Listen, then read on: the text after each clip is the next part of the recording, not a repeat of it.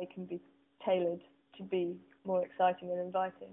It's quite interesting the number of things involved with the Olympics, where there are smaller projects, smaller competitions being run that are targeted for recent graduates, as well as some for larger practices. So there's a bit of breadth. There's a lot of working for free and a lot of long hours, and it doesn't promote good practice within practice. There's a lot of rechurning of designs as well, where the same practices start to just adapt their scheme slightly and submit it for another competition. Your answer to the question about the architect's role seems, dare I say, slightly reactive in that. And I think you're a very positive person. So I wonder about what other things, besides reacting to the potential that somebody can get a leg up on, say, CIM, that we better do it. What are the things you think that in a creative or proactive way the architect might begin to forge areas? I think one of the ways would be to start changing the form of practice.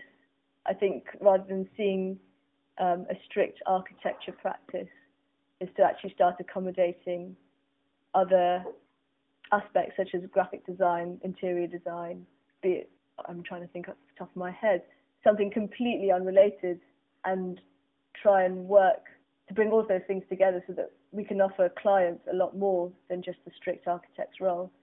Also, I don't fully understand what project managers do and why they exist, but yet they do exist, and they've now got huge amount of power within design teams, within the construction industry as well, and also QSs.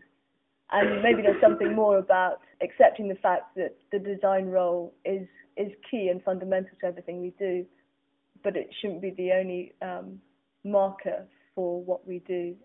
And by skilling ourselves and having an education that enables us to perform those roles through education and then through practice and setting up these practices, we start to change. One other question, Richard. How much of this is a British problem when you consider that in Holland or in Denmark or in Sweden or in Switzerland the credibility of an architect is far higher? Is this nuclear, and have you engaged with that kind of European or international debate? We're starting to now. Initially, we approached it as a British problem so that we could almost not take on too much in terms of what we were exploring. But obviously, that's why people have got in touch. And in Sweden, the issues they're facing there is the architect versus the contractor.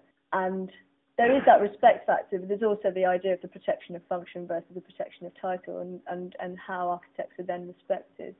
And in Spain, the amount of control the government has, where all projects have to go through an architect, but through the government. So there's a lot more that can be explored and compared to there, whether rightly or wrongly. Do you think explore communicating the depth of architecture to the public, as you talk about grand design instead of just the visual? I suppose the general public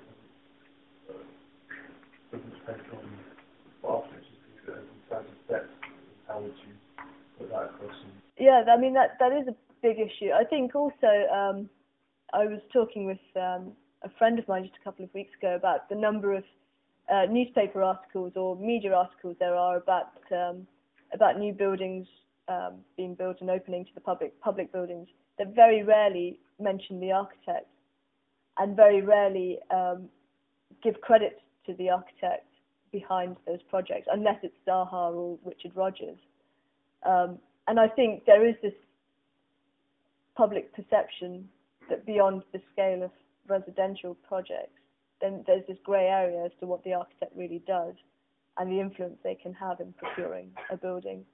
That's one thing that needs to be addressed. And I think festivals of architecture sort of just promote a general bit of architecture, but they don't really, one criticism is more how much they promote in terms of the architect and why people should go to an architect and pay architect fees and pay, in comparison with the other consultants, why they should pay an architect a more competitive rate than what they do currently versus the engineer or the project manager.